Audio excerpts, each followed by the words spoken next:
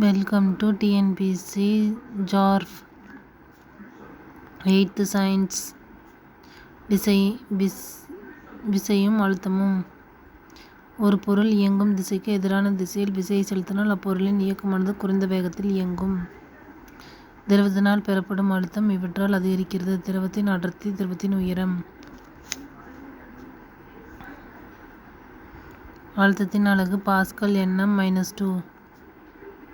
கடல் நீர் மட்டத்தில் வளிமண்டல அழுத்தத்தின் மதிப்பு 76 சென்டிமீட்டர். பாதரச தம்பம்.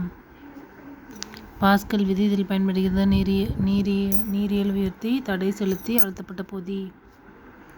கீழ்கண்ட திரவங்களில் எது அதிக பாகுநிலை உடையது? நெய்.